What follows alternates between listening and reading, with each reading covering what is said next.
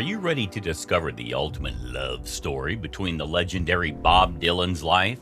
Today, we've got some juicy insider information about the legendary Bob Dylan. You won't want to miss this. Number 10. Carolyn Dennis. All right, let's delve into the intriguing love story of Bob Dylan and Carolyn Dennis. Now, you might be thinking, second wife? Secret child? What's the deal? Well, buckle up because this one's quite the ride. Carolyn Dennis entered Dylan's life in the late 70s when he was knee-deep in his exploration of gospel music. Yeah, you heard that right, gospel music. Dylan had taken a sharp turn in his musical journey, embracing evangelical Christianity and belting out tunes that were a far cry from his usual folk rock sound. Now, Carolyn wasn't just an ordinary backup singer. Oh no, she was a gospel singer herself, and it was her soulful voice that caught Dylan's attention during those transformative years. Together, they hit the road, spreading the gospel message far and wide, with Carolyn by Dylan's side every step of the way. Picture this, the 70s, a time of spiritual awakening for Dylan, with Carolyn lending her angelic voices to his newfound musical direction. But as they say, good things must come to an end, and Dylan's flirtation with gospel music eventually fizzled out by the late 70s. However, Carolyn remained a constant presence in his life, continuing to lend her voice to his music, even as they transitioned back to Dylan's folk rock roots.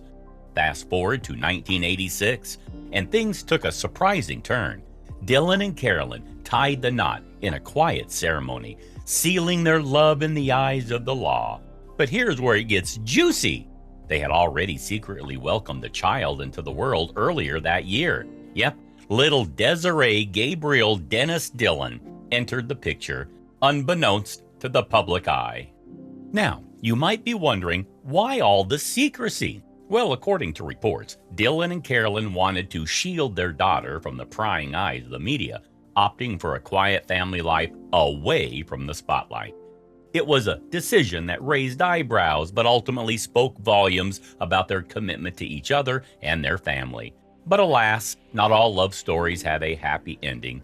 Despite their efforts to keep their marriage afloat, Dylan and Carolyn quietly parted ways in 1992, bringing an end to their whirlwind romance. Now, let's peel back the layers of secrecy surrounding Bob Dylan and Carolyn Dennis's clandestine relationship. It's like something out of a spy novel, but hey, truth is often stranger than fiction. So picture this, June 6, 1986, a seemingly ordinary day for most, but for Dylan and Carolyn, it marked the beginning of their married life. What many didn't realize was that their union was shrouded in secrecy, hidden away from the prying eyes of the public. But here's the kicker. They weren't just starting a new chapter as husband and wife. Nope, they already had a little bundle of joy in their midst. Desiree Gabriel Dennis Dylan, born on January 31st, 1986, was their precious secret tucked away from the spotlight. Now, you might be wondering, why all the secrecy? Well, Dylan, being the enigmatic figure that he is, preferred to keep his personal life under wraps. And who could blame him? This was his second marriage following his divorce from Sarah Lowndes in 1977, and he wasn't exactly keen on inviting the scrutiny of the media once again. Shortly after tying the knot, Dylan whisked Carolyn and Desiree off to a cozy home in the Los Angeles suburbs. It was their own little slice of paradise, away from the prying eyes of the paparazzi. Dylan would pop in from time to time, but he made sure to keep his visits discreet, avoiding any unwanted attention. But here's where things get interesting. The couple claimed they kept their relationship under wraps for their daughter's sake, wanting her to have a normal childhood free from the glare of the spotlight. Admirable, right? Well, not everyone bought into their story. Speculation ran rampant about what really went on behind the scenes. Was Dylan trying to protect his image? Or was there more to their story than met the eye? The truth may never fully come to light, but one thing's for sure. Their secretive romance had tongues wagging for years to come. It wasn't until 2001 that the cat was finally out of the bag, thanks to Howard Sound's revealing book, Down the Highway, The Life of Bob Dylan. Suddenly, the world was privy to the truth behind Dylan and Carolyn's hidden love affair, shining a spotlight on their once secret relationship. Number 9. Ruth Tangu. Now let's dive into the intriguing tale of Ruth Tangu and her entanglement with the legendary Bob Dylan. Brace yourself, because this story is packed with drama, mystery, and a touch of scandal. Picture this: the mid-1970s, a time when Bob Dylan was at the height of his fame, and Ruth Tangu entered the scene. Their relationship began in 1974, and from there, it was a roller coaster ride of passion, turmoil, and everything in between.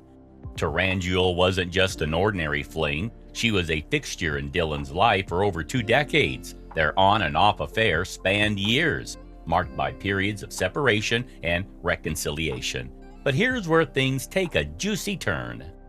Ruth Tangu isn't your typical celebrity ex-lover. No, she's a mysterious figure shrouded in intrigue.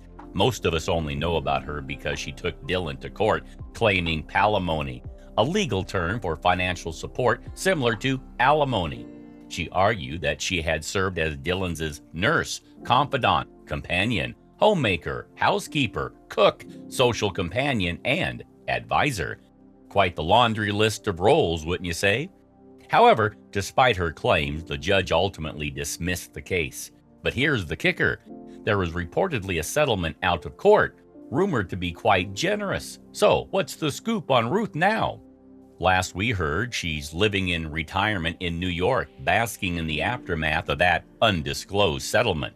Talk about a twist worthy of a Hollywood blockbuster. Oh, and did I mention she even sold her home to none other than actress Renee Zellweger? Now, if that doesn't add to the intrigue, I don't know what does. The plot thickens. Ruth Tangu's story takes another intriguing turn as we delve deeper into her relationship with the enigmatic Bob Dylan. While their love affair may have spanned over 2 decades, it remains largely hidden from the prying eyes of the public. You see, Bob Dylan has always been a master of keeping his private life out of the media spotlight. With his wives and children, he's been adamant about shielding them from the glare of fame. And it seems Ruth was no exception to this rule. Despite her long-standing connection with one of the most revered singer-songwriters of all time, Ruth chose to keep a low profile, steering clear of the limelight. But here's where things get really interesting. Ruth once claimed in her lawsuit against Dylan that throughout their years together, he only gave her one gift: an orange. Now, if that doesn't raise a few eyebrows, I don't know what will. Was Dylan testing her, wanting to ensure that her love for him was genuine and not swayed by material possessions? Some might say so. During their time together, Dylan was still married to his wife Sarah, with whom he shared 4 children. Despite promises made, Dylan never married Ruth. However, rumors have circulated suggesting that Dylan may have fathered as many as 7 children, possibly even one with Ruth herself. Now that's a bombshell if ever there was one. In the grand scheme of things, Ruth Tangu remains a lesser-known figure compared to Dylan's other partners. She chose to walk a life away from the public eye, maintaining her privacy steadfastly. Number 8. Sally Kirkland. All right, let's dive into the fascinating tale of Sally Kirkland and Bob Dylan's brief yet impactful romance. Sally Kirkland, an award-winning American actress and producer, found herself entangled in a whirlwind romance with the enigmatic Bob Dylan back in the early 1970s. Their story began like something out of a Hollywood script. A chance encounter at a party led to sparks flying between them, and they soon found themselves drawn to each other. Now, Sally Kirkland wasn't just any ordinary Hollywood starlet. With over 120 movies under her belt and a career spanning more than 6 decades, she had already made a name for herself in the entertainment industry. But it was her encounter with Bob Dylan that would leave a lasting mark on her life. Despite Dylan being married to Sarah Lowndes at the time, Sally couldn't resist the magnetic pull of the folk singer. She was so infatuated with him that she decided to uproot her life and relocate to Los Angeles, hoping to get closer to him. Talk about dedication. However, it wasn't until Sally was in her 30s that their relationship took a romantic turn. She finally had the opportunity to express her feelings to Dylan, something that she had been waiting to do since she was 22 years old. Their love affair blossomed in the late 70s, only to resurface in the mid-80s and again in the 90s. Despite the ups and downs, Sally held onto the memories of their time together dearly. In Sally's own words, "I didn't get romantic with Bob until I was in my 30s. When we started dating, I finally got to tell him what I had been waiting to tell him since I was 22 years old, which was how I felt about him." Clearly, her affection for Dylan ran deep, transcending time and distance. Even though it's been over 2 decades since Sally last saw or spoke to Bob, she still holds him dear in her heart. She describes him as the love of her life and expresses how much she misses him. It's evident that Dylan's influence on Sally was profound, shaping her life and leaving an indelible mark on her soul. In Sally's own words, "I haven't seen Bob in many years now, and I haven't talked to him in a very long time. I miss him very, very much. I was obsessed. Oh God, yeah, he is the reason I am single and is definitely the love of my life."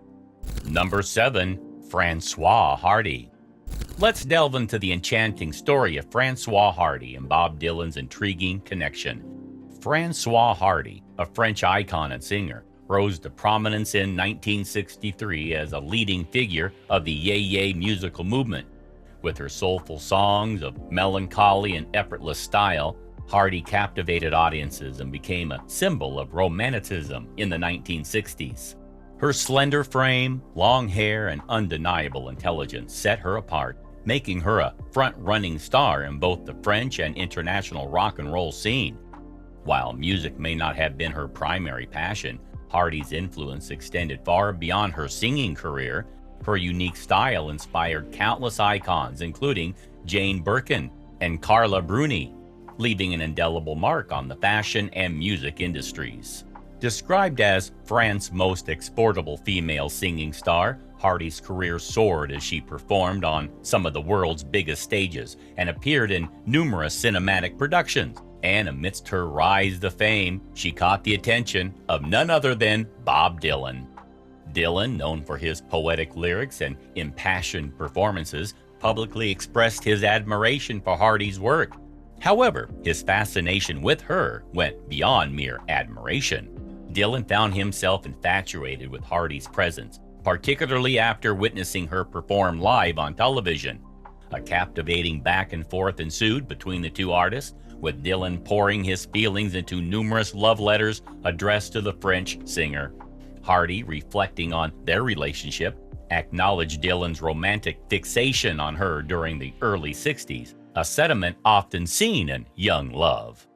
As Hardy once commented, "I realized that in the early 60s, Bob Dylan maybe really had a romantic fixation on me, as only young people can have." However, she chose not to divulge the details of their correspondence, leaving their love story shrouded in mystery. While the exact contents of Dylan's letters to Hardy remain a mystery, their significance is undeniable.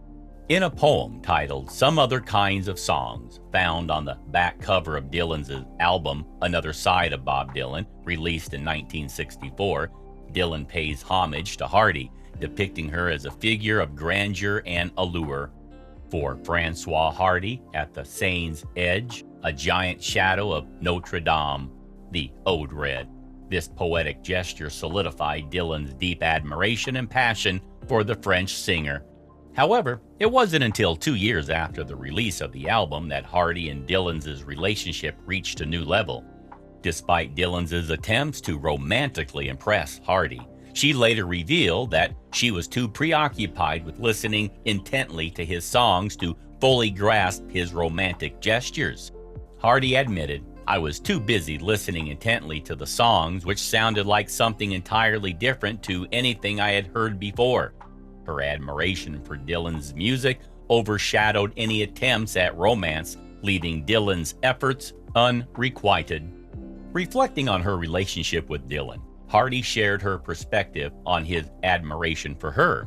She believed that Dylan was impressed not by her as a singer, but by her as a person. She recounted, "He was impressed with me, but not by the singer, by the girl, I think."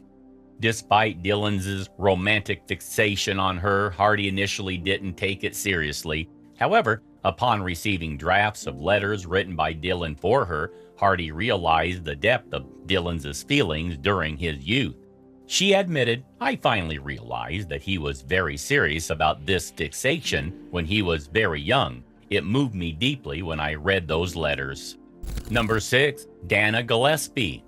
Let's delve into the intriguing connection between Dana Gillespie and Bob Dylan. Dana Gillespie, a renowned English actress and singer, crossed paths with Bob Dylan in the early 1990s, marking the beginning of a brief yet intense relationship. Despite her existing fame, Gillespie found herself drawn to Dylan during a tour, where their connection was instantaneous. Their encounter harks back to a momentous event in 1965 when Dylan singled out Gillespie from a crowd during a press conference and extended an invitation for her to join him at his hotel room. This initial interaction laid the groundwork for their later connection, with Gillespie eventually accompanying Dylan on tour. Reflecting on their time together, Gillespie spoke highly of Dylan, describing him as smart and funny, really interesting to be around. She admitted, "I don't often find Americans attractive, but he certainly was." Gillespie's background adds another layer of intrigue to her relationship with Dylan. Born into the aristocracy as Richenda Antoinette de Winterstein Gillespie, she came from a lineage of noble heritage, with her father descending from Austrian nobility and her mother hailing from a family of established Norfolk landowners. Gillespie grew up amidst privilege and freedom. Despite her aristocratic upbringing, Gillespie forged her own path, ultimately finding her calling in the world of music and acting. Her journey into the world of entertainment began when she discovered her passion for music at Soho's Marquee Club in 1962, where she glimpsed her future amidst the vibrant atmosphere of the music scene. Since then, Gillespie has carved out a distinguished career as both an actress and a singer, exploring various musical genres and earning acclaim for her blues albums. Number 5. Mavis Staples. Let's dive into the captivating story of Mavis Staples and her romantic entanglement with the legendary Bob Dylan. Mavis Staples, renowned for her powerhouse performances in American gospel and R&B music, found herself intertwined with Bob Dylan in the early 1960s. Their initial encounter took place at a folk festival, where their mutual passion for music laid the foundation for a romantic connection. Reflecting on their relationship, Staples reminisces, "We would write letters back and forth because we wouldn't see each other until we were at a festival together, and we smooch." The roots of their connection can be traced back to Mavis Staples' early success as part of the Staples Singers, a gospel group that gained widespread acclaim for their hit Uncloudy Day in 1956. Dylan, captivated by Mavis's soul-stirring vocals, acknowledged the profound influence she had on his own musical style, describing her voice as akin to a fog rolling in. "I knew who Mavis was without having to be told. Her singing just knocked me out." Their courtship took an unexpected turn when Dylan proposed marriage to Staples. However, she felt she was too young at the time to tie the knot and declined his proposal. Despite turning down Dylan's offer, Staples holds fond memories of their time together. "I still have letters that we would write to each other," she recalls. In a candid reflection on her decision, Staples acknowledges that she may have spared herself from the tumultuous lifestyle that often accompanied Dylan. "I was the one that dodged a bullet. I wouldn't have been able to keep up with him," she admits. Despite her reservations, Staples believes that her presence could have positively influenced Dylan's life trajectory. "If I stayed with him in his life, I don't think he would have turned to drugs like he did," she reflects. Mavis Staples' legacy extends far beyond her romantic involvement with Dylan. As a celebrated figure in American gospel and R&B music, She played a pivotal role in the U.S. civil rights movement, using her powerful voice as a tool for social activism. Number 4. Chris Odell. Let's delve into the intriguing relationship between Bob Dylan and Chris Odell, a woman whose influence in the world of rock and roll often goes unnoticed. In 1974, amidst Dylan's separation from his first wife, Sarah, he found solace in the company of Chris Odell. Odell, employed by Dylan's manager at the time, captivated the singer with her charm, leading to a brief yet intense affair. Their romance, though short-lived, left a lasting impression on both parties involved. Chris Odell's significance in the music industry extends far beyond her romantic involvement with Dylan. Renowned as a friend and assistant to numerous rock legends, including the Beatles and the Rolling Stones, Odell has navigated the inner circles of rock royalty with finesse and grace. In her memoirs titled Miss Odell, published in 2009, she offers a glimpse into her remarkable life journey. Reflecting on her experiences, Odell acknowledges the profound impact she had on the lives of these iconic figures.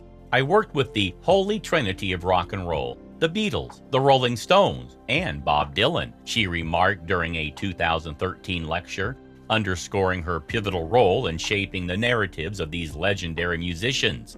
Behind every great man, they say, is a woman. For Chris Odell, known affectionately as the First Lady of Rock and Roll, this adage rings true. Number 3. Joan Baez. Let's delve into the captivating love story between two folk music legends, Bob Dylan and Joan Baez.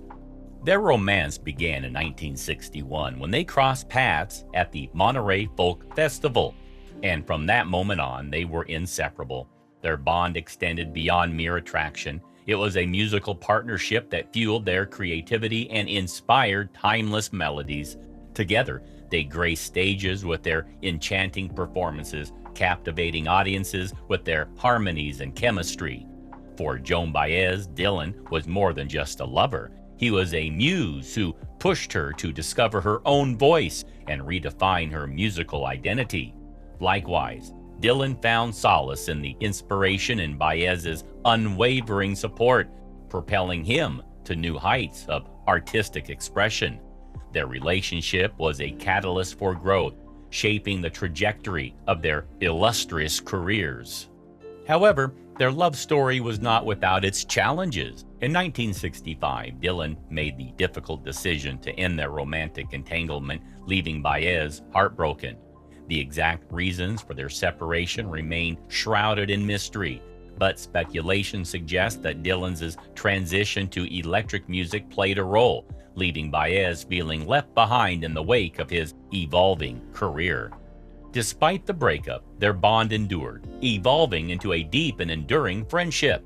They continued to collaborate on stage and in the studio, their mutual respect and admiration transcending the confines of romantic love. In a poignant moment captured in the PBS documentary Joan Baez, How Sweet the Sound, Dylan offered a rare glimpse into his vulnerability, expressing remorse for the way their relationship ended. His heartfelt apology, though long overdue, underscored the profound impact Baez had on his life and career. Reflecting on his decision to part ways with Baez, Dylan confessed, "I'm sorry," acknowledging the pain he caused and the sacrifices she made in the name of his tumultuous career. Despite their shared history, Baez and Dylan chose to maintain a distance from each other during the 2010 White House Civil Rights Concert, a poignant reflection of the lingering emotions and unresolved tensions between them. Baez, however, found solace in her art, channeling her emotions into their creative pursuits. She continued to immortalize Dylan through her portraits while finding catharsis in her ballad Diamond, a poignant ode to their fractured love story. In his own documentary about Baez, Dylan expressed a profound admiration for her own unique guitar style and heart-wrenching soprano voice, a testament to the enduring impact of their musical collaborations. Their relationship, though fraught with challenges, was undeniably transformative, shaping both their artistic journeys and personal growth. Baez's unwavering support and Dylan's artistic influence left an indelible mark on each other's lives, serving as a catalyst for introspection and evolution. While their paths diverged romantically, their shared commitment to social justice and activism remained unwavering. Baez, an iconic figure in the folk revival of the 1960s, used her platform to amplify Dylan's voice and bring him exposure, further cementing their intertwined legacies in the annals of music history. Yet, as time passed, their once close connection faded into distant memory. By 2010, they had fallen out of contact, with Baez opting to avoid any potential encounters with Dylan, fearing the resurgence of painful memories. As she aptly expressed, the chances of him just walking past me would be too awful a scenario, encapsulating the lingering sentiments that lingered beneath the surface. Number 2. Suz Roto. Suz Roto holds a significant place in Bob Dylan's romantic and creative journey, serving as both his muse and confidant during their youthful romance in the early 1960s. Their paths first crossed in July 1961 at a folk music festival in New York, where Dylan was performing. Dylan was instantly captivated by Rotolo's presence, describing himself as stunned by her beauty upon their initial meeting. Their connection blossomed quickly, and they embarked on a relationship that would profoundly influence Dylan's music and worldview. Rotolo's influence on Dylan extended beyond mere inspiration. She played a pivotal role in shaping his political consciousness during a tumultuous era. As Dylan himself reflected in his memoir chronicles, Rotolo guided him on his political awakening, exposing him to social justice issues and inspiring his early protest songs. Their love story, though passionate, was not without its challenges. Dylan's burgeoning fame and relentless touring schedule strained their relationship, leading to periods of on and off dating over the course of 4 years. Despite the pressures of Dylan's rising stardom, Rotolo remained a steadfast presence in his life. Her influence permeated his songwriting and personal growth.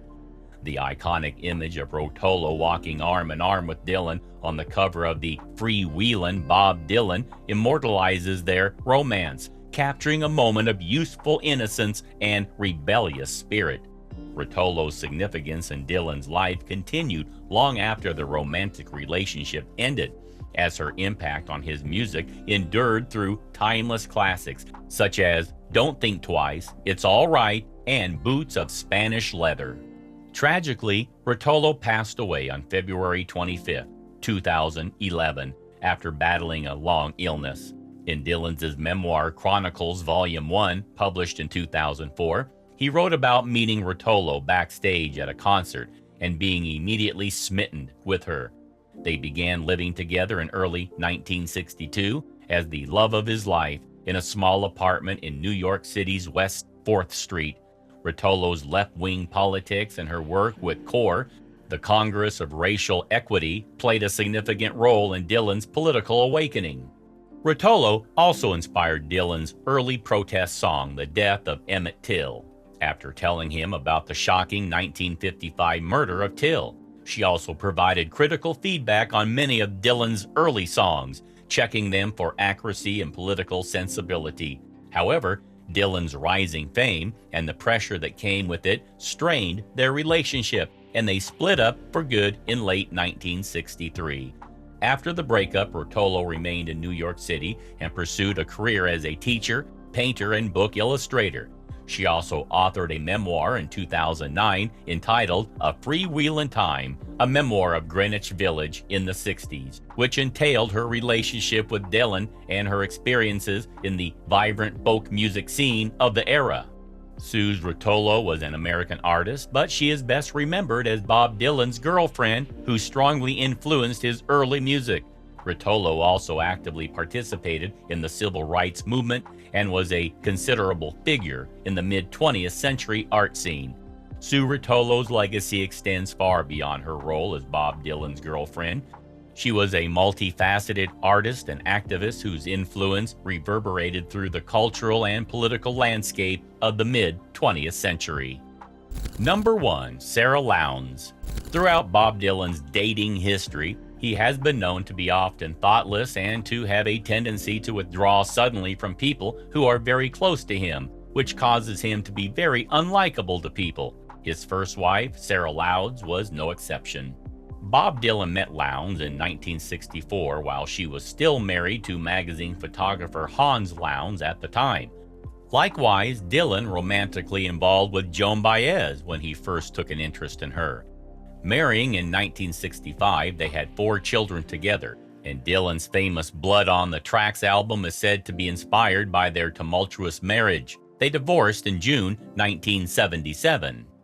According to Victor Mayhew, Dylan's old tour manager, Dylan shocked him when he revealed he was marrying Sarah instead of Joan Baez. In response to a question about why he chose Lowndes over Baez, Dylan explained that Sarah would always be there for him, unlike Joan, who wouldn't be available all the time. Despite that rather one-way reported quote, the relationship was a true partnership. Lowndes completely transformed Dylan. As his old personal assistant once commented, "Until Sarah, I thought it was just a question of time until he died. But later, I had never met a more dedicated family man." Lowndes may have offered up a domesticated shelter away from the gaudy storm of the limelight, but her impact was far more spiritual than merely that alone. Dylan frequently utilizes his first wife in his memoir and speaks of his internal love for her in glowing terms. Having divorced Hans and quit Baez shortly after he divorced Lowndes, Dylan married Lowndes in 1965. Sarah ended up having a profound impact on Dylan. She transformed him into a family man who was dedicated to his wife and children. She was immortalized in many of Dylan's songs and spoke highly of her in his memoir. During the period when Dylan became more introspective as a person and a songwriter, he wrote songs about his desire for a home life, but also his urge to keep moving. While at first their relationship seemed a match made in heaven, their marriage faced challenges when Dylan started drinking, cheating, and instigating fights over home improvements. In the end, they separated. But still, there was hope, at least in Dylan's mind, that maybe they could rekindle their relationship at some point in the future.